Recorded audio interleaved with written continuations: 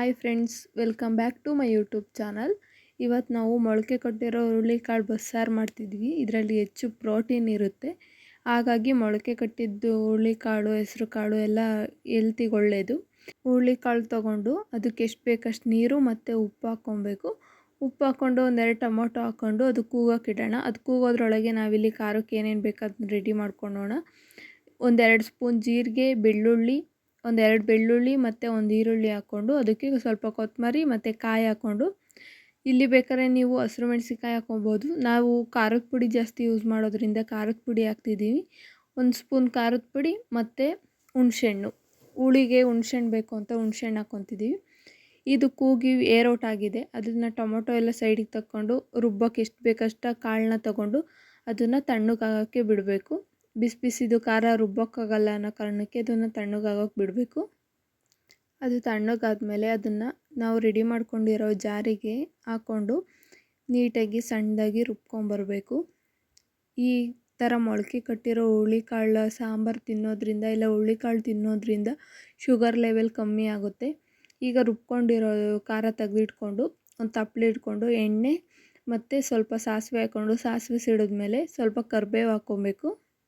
ಜಜ್ಜಿಟ್ಕೊಂಡಿರೋ ಬೆಳ್ಳುಳ್ಳಿ, ನಾವು ಖಾರಕ್ಕೂ ಹಾಕ್ಕೊಂಡಿರ್ತೀವಿ. ಇಲ್ಲಿ ಒಗ್ಗರಣೆಗೂ ಬೆಳ್ಳುಳ್ಳಿ ಹಾಕ್ಕೊಂಡ್ರೆ ಬಸ್ಸಾರಿಗೆ ತುಂಬ ಚೆನ್ನಾಗಿರುತ್ತೆ. ಈ ಥರ ಬೆಳ್ಳುಳ್ಳಿ ಜಜ್ಜಿಟ್ಕೊಂಡಿರೋದು ಹಾಕ್ಕೊಂಡ್ರೆ.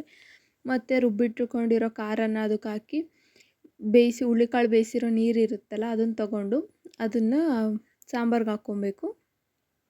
ಜಾರಲ್ಲಿ ಉಳಿದಿರೋ ಖಾರಕ್ಕೆ ಈ ಥರ ನೀರು ಹಾಕ್ಕೊಂಡು ಸ್ವಲ್ಪ ಅಲ್ಲಾಡಿಸ್ಕೊಂಡು ನಾವು ರೆಡಿ ಮಾಡ್ತಿರೋ ಸಾಂಬಾರ್ಗೆ ಹಾಕ್ಕೊಂಡು ಕುದಿಯೋಕ್ಕೆ ಬಿಡಬೇಕು.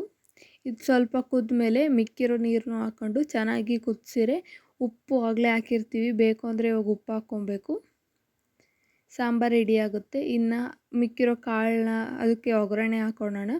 ಎಣ್ಣೆ ಇಟ್ಕೊಂಡು ಸಾಸಿವೆ ಹಾಕ್ಕೊಂಡು ಅದು ಸಿಡಿದ್ಮೇಲೆ ಬೆಳ್ಳುಳ್ಳಿ ಮತ್ತು ಸ್ವಲ್ಪ ಕರಿಬೇವು ಮತ್ತು ಈರುಳ್ಳಿ ಹೆಚ್ಚಿಟ್ಕೊಂಡಿರೋದನ್ನ ಈರುಳ್ಳಿ ಹಾಕ್ಕೊಂಡು ನೀಟಾಗಿ ಹುರ್ಕೊಬೇಕು. ಬರೀ ಹುರುಳಿಕಾಳು ತಿನ್ನೋದ್ರ ಬದಲು ಈ ಥರ ಮೊಳಕೆ ಕಟ್ಟಿರೋ ಹುರುಳಿಕಾಳು ತಿನ್ನೋದ್ರಿಂದ ಕ್ಯಾಲ್ಶಿಯಮ್ಮು ಮತ್ತು ಪ್ರೋಟೀನು ಹೆಚ್ಚಾಗಿ ದೇಹಕ್ಕೆ ಸಿಗುತ್ತೆ. ಮತ್ತು ಇದು ವೆಯ್ಟ್ ಲಾಸ್ಗೆ ಇನ್ನೂ ಒಳ್ಳೆಯದು. ಇದು ಹುರುಳಿಕಾಳು, ಮೊಳಕೆ ಕಟ್ಟಿರೋ ಹುರುಳಿಕಾಳು ವೆಯ್ಟ್ ಲಾಸಿಗೆ ಒಳ್ಳೆಯದು ಮತ್ತು ಕೊಬ್ಬು ಕರಗೋಕ್ಕೆ ಈಸಿ ಆಗುತ್ತೆ ಹುರುಳಿಕಾಳು ತಿನ್ನೋದ್ರಿಂದ. ಇನ್ನು ಸಾರು ಕುದೀತಿದೆ, ಇಲ್ಲಿ ಸಾರು ರೆಡಿ ಆಗುತ್ತೆ. ಕಾಳು ಒಗ್ಗರಣೆಗೆ ರೆಡಿ ಮಾಡ್ಕೊಂಡಿರೋ ಈರುಳ್ಳಿಗೆ ಸ್ವಲ್ಪ ಖಾರದ ಪುಡಿ ಮತ್ತು ತುರಿದಿಟ್ಕೊಂಡಿರೋ ಕಾಯಿ ಹಾಕ್ಕೊಂಡು ಹುರ್ಕೊಂಡು ನಾವಾಗಲೇ ನೀರಿಂದ ಸಪ್ರೇಟ್ ಮಾಡಿರೋ ಕಾಳನ್ನ ಹಾಕ್ಕೊಂಡು ಮಿಕ್ಸ್ ಮಾಡಿಕೊಂಡ್ರೆ ಹುರುಳಿಕಾಳು ರೆಡಿ ಆಗುತ್ತೆ. ಹಳ್ಳಿ ಸ್ಟೈಲು ಮೊಳಕೆ ಕಾಳು ಬಸ್ಸಾರು ಮತ್ತು ಕಾಳು ರೆಡಿ ಆಯಿತು.